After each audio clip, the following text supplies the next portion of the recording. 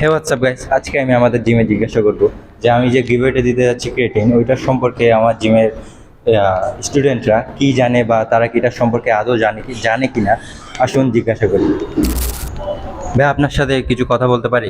জি ভাই, বলেন। আমি যে আমি যে একটা গিভওয়ে দিতে যাচ্ছি ক্রিয়েটিন, আপনি কি ওটার সম্পর্কে কিছু জানেন? হ্যাঁ, ফেসবুকে দেখছিলাম আপনার 365 দিনের চ্যালেঞ্জের মধ্যে আপনি হচ্ছে যে ক্রিয়েটিন গিফট করতেছেন আপনার ফলোয়ারদের মধ্যে। আর ক্রিয়েটিনটা পেতে হলে কি কি করতে হবে ওটা জানেন? সেটাতে যতটুকু আপনার পেজে ফলো করছি সেটা হচ্ছে গিয়ে লাইক কমেন্ট করা, আপনাকে উৎসাহ প্রদান করা, শেয়ার করা, আর 365 দিনের চ্যালেঞ্জটা যাতে ফিল আপ হয় এই ব্যাপারে আপনাকে একটু সাপোর্ট করা। হ্যাঁ, এতটুকুই ছিল। আর আমার মূল উদ্দেশ্যটা হচ্ছে যে আমি আমার যেদিন ডে 100 হবে ওই দিন আমি ক্রেডিটটা গিভওয়ে দিব। আর তবে আমার ফেসবুকে ফলোয়ারদের মধ্যে থেকে যে কোনো একজনকে দিব। আচ্ছা। তবে রিজনটা হচ্ছে যে আমার ভিডিও দেখতে হবে কন্টিনিউ, লাইক কমেন্ট শেয়ার করতে হবে। আপনি কি কিছু করেন ওগুলোর মধ্যে? হ্যাঁ, তার মধ্যে হচ্ছে কি আমি আপনার ওইখানে লাইক কমেন্ট দুইটাই করি। যাক। অলরেডি আমি ফলো লিস্টও আছি আপনার।